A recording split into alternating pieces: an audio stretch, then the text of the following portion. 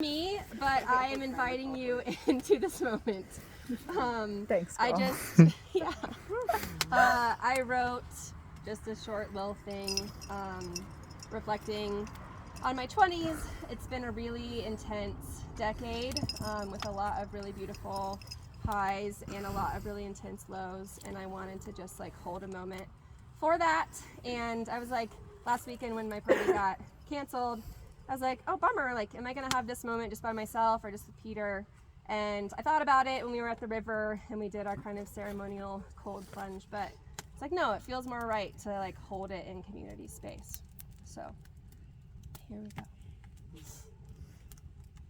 To the 20-year-old that left the only community and culture she knew to find divinity outside of the small God box she was handed.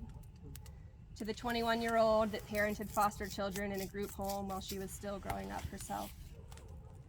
To the 22-year-old that fell in love with blues, fusion, and contra dancing, which would lead her back into her body and out into sweeter connection and community than she ever thought was possible.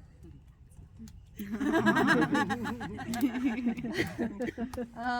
the 23-year-old that lived out of a van in New Zealand, lived on a farm in Australia, rode on the backs of strangers' motorcycles in Bali, spent 7 days in silence at a meditation retreat in Thailand, and trekked through the Himalayas for 3 weeks in Nepal. The 24-year-old that wrote The Courage to Go, her first book.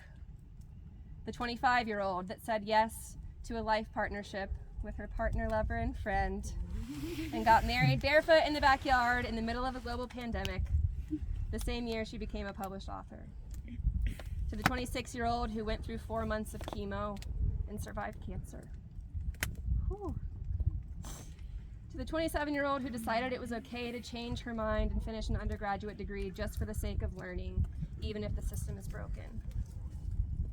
To the 28-year-old that completed 330 miles of hiking in unfamiliar wilderness with her dearest companion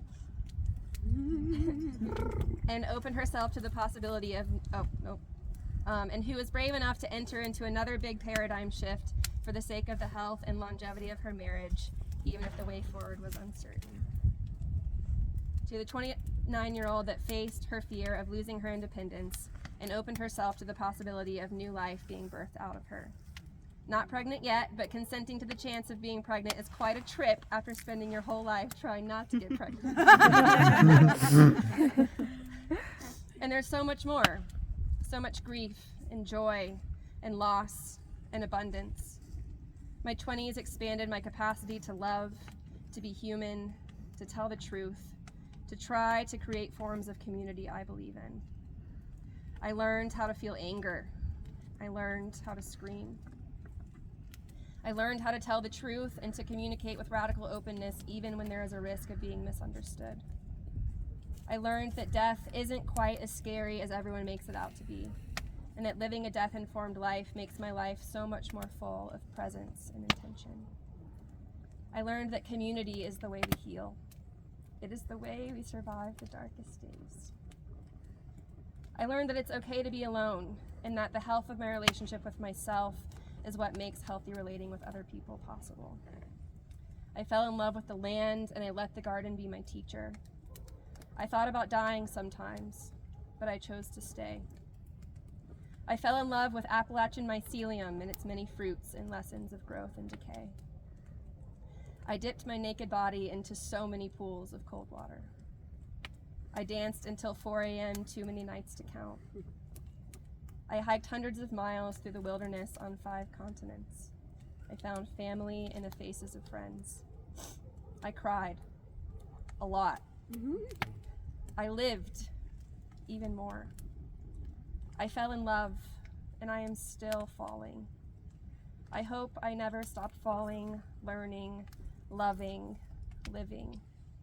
May this next decade refine and deepen my wisdom. To my 20s, thank you. To my 30s, let's fucking do this. Thanks, friends. Yeah.